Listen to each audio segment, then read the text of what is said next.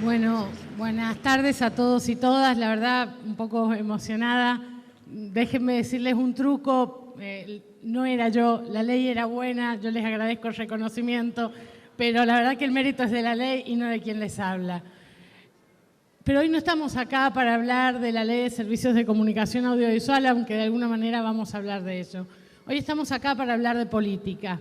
Y me parece que no es menor que mientras nosotros estamos acá discutiendo política, circulan por distintos lugares mensajes que dicen que en virtud de la catástrofe y la espantosa tragedia que ocurrió en Francia, debemos suspender la política. No, compañeros, justamente en tiempos oscuros es cuando no hay que suspender la política. Cuando la guerra, cuando la barbarie, cuando la muerte.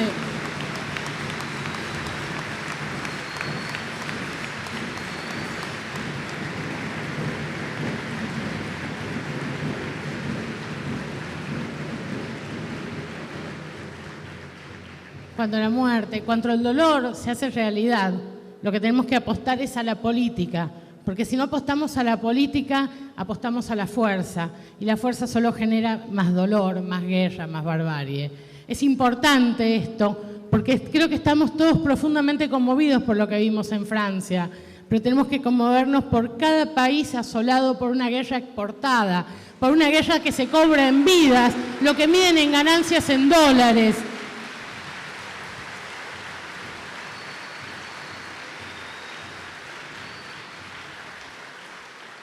Y ahí comparto y tomo lo que decía Norma sobre ser sujetos de derecho y ser también sujetos políticos.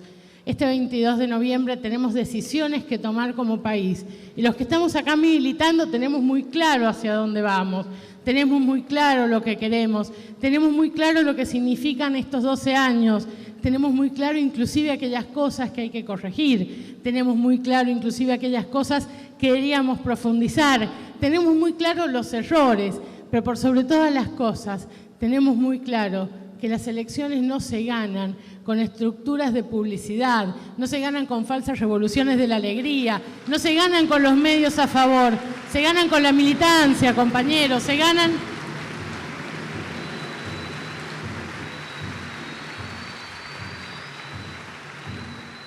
con cada sujeto que se vuelve un sujeto político y le golpea la puerta al vecino y le recuerda que en el 2002 estaba sin trabajo.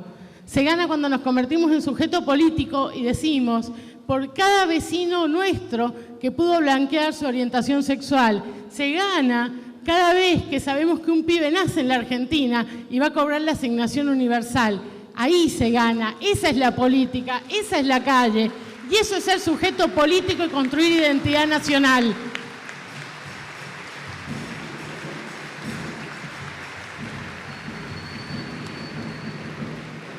El ser nacional no son las banderitas y los globos. El ser nacional no es tomarse la mano cuando cantamos el himno. El ser nacional es que cada uno que tenemos enfrente, cada uno que reconocemos hermano latinoamericano, porque la Argentina ya no solo es de argentinos. Cuando vemos un hermano latinoamericano y no creemos que es un delincuente, sino que entendemos que es un hermano, eso es construir una identidad que toma en cuenta que no somos un país de fronteras cerradas, que somos un país que se integra en una región y que hace un par de años podríamos haber elegido ser un libre mercado, un libre comercio, y elegimos ser, con toda Latinoamérica, una unión política, económica y regional. Por eso elegimos UNASUR y no el ALCA.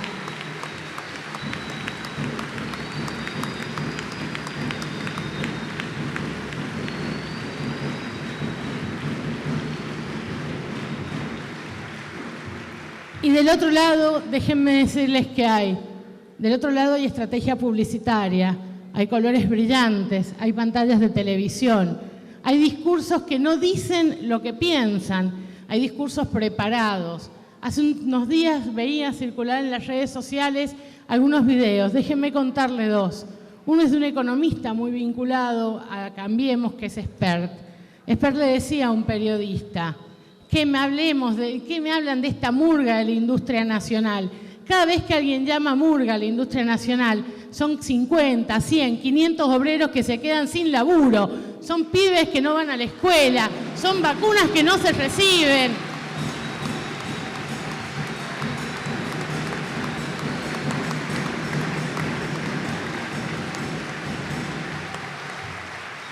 Seguía diciendo este señor, ¿qué es esto del Estado presente que crea derechos?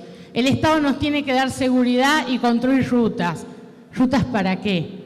Rutas vacías, rutas para que se vaya la gente y llegue a este Ezeiza y se vaya del país.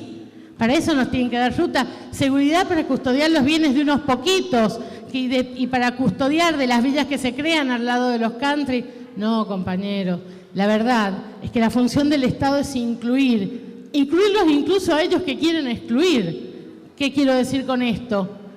Porque tengan dinero, porque sean egoístas, no significa dejarlos afuera, pero sí significa que como ciudadanos, como militantes, y permítanme, como peronista, tenemos que ponerles un límite, y el límite es por abajo, no es con una dirigencia que a veces no ha estado a la altura, que se pelea, que se mira el ombligo, es el pibe que reparte panfletos en el tren, es el pibe que te cuenta en plena calle Florida, como me pasó hace 2 días, que en el 2001 no tenía trabajo y hoy tiene trabajo. Y es el pibe que hoy tiene 15 años y que tiene mucho miedo de terminar el secundario y que no haya una escuela técnica, que no pueda ir a la universidad, que no pueda tener una familia y por sobre todas las cosas que no pueda tener esperanza. Construir la identidad nacional es también saber quién es uno en el conjunto del país y en el conjunto del mundo. Construir la identidad nacional no es solamente mostrar un documental en la televisión, pero también es tener derecho a mostrar tu historia en la televisión, a que no te callen tu palabra, que los bienes simbólicos, los bienes representativos, que las banderas, el himno nacional, no sean patrimonio de los publicistas, sino de cada uno de los argentinos.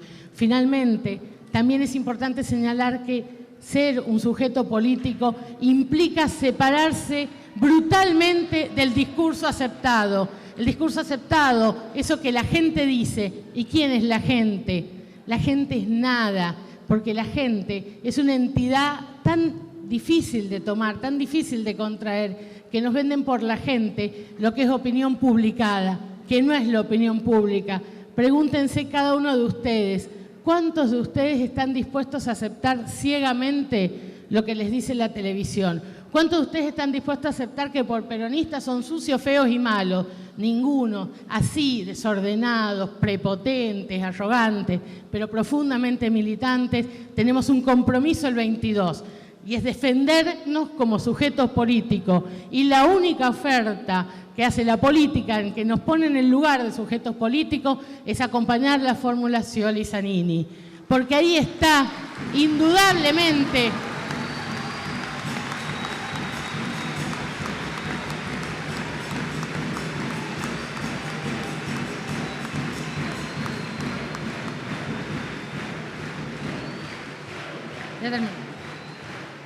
porque esa fórmula, compañeros, es la fórmula que nadie pensaba, la fórmula que no pensó un publicista. Esa es la fórmula que militan los compañeros con esperanza, con vocación y también con cierta preocupación. Hablan de campaña del miedo. Yo les voy a ser honesta, yo sí tengo miedo. Yo me acuerdo cuando mi abuela cobraba 180 pesos de jubilación y tengo miedo. Yo me acuerdo de cosas como lo que era no tener trabajo. Me acuerdo lo que era aceptar cualquier condición de trabajo con tal de llevar unos mangos a la casa. De esas cosas me acuerdo y tengo miedo. Y les voy a decir una cosa, me da mucho más miedo el desempleo, me da mucho más miedo la violencia policial, me da mucho más miedo la discriminación, me da mucho más miedo volver a endeudarnos, me da mucho más miedo que vuelva a haber deuda externa. Eso me da mucho más miedo, pero muchísimo más miedo que cualquiera de estos miedos falsos que nos vienen a decir. ¿Saben cuál es la grieta?